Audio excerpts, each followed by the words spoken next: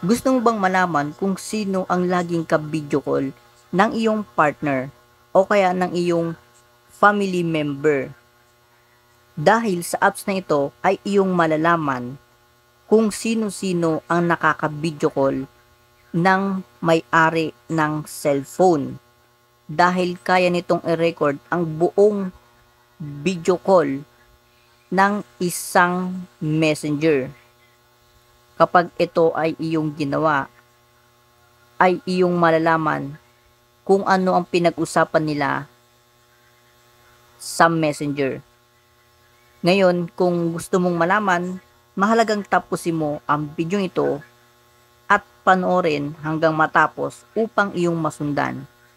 Una, kailangan lang natin na mag-download ng apps na ito. So, punta tayo sa ating Play Store.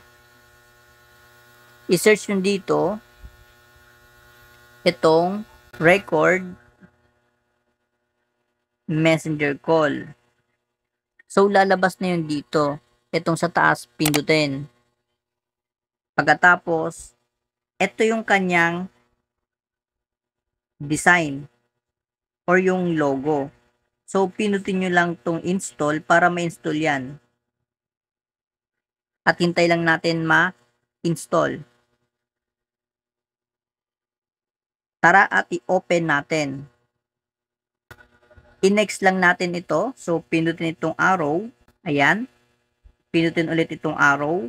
I accept the terms of service. So, pinutin natin yan para magkaroon ng check. Then, next. Tapos, grant permission. So, pinutin. While using the app, pindutin. Allow natin. So, allow.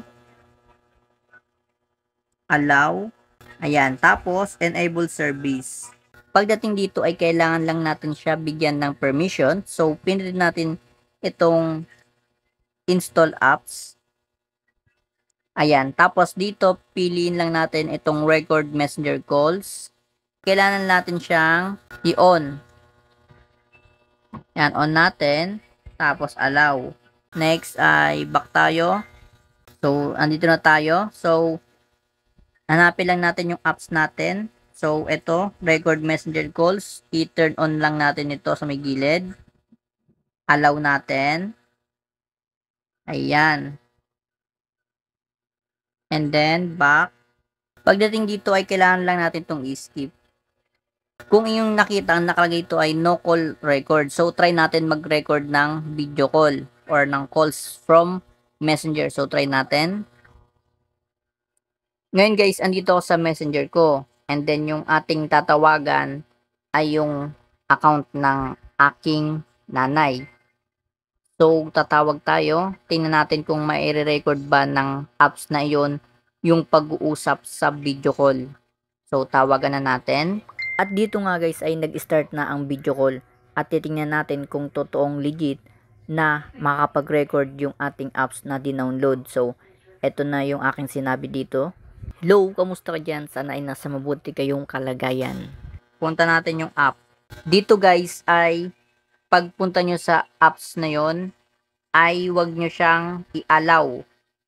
Dahil kapag nagbigay ng notification ang apps na ito ay manonotify ang may-ari ng account na merong apps na nakarecord sa kanyang device. So wag nyong i-allow para walang notification na matanggap sa device.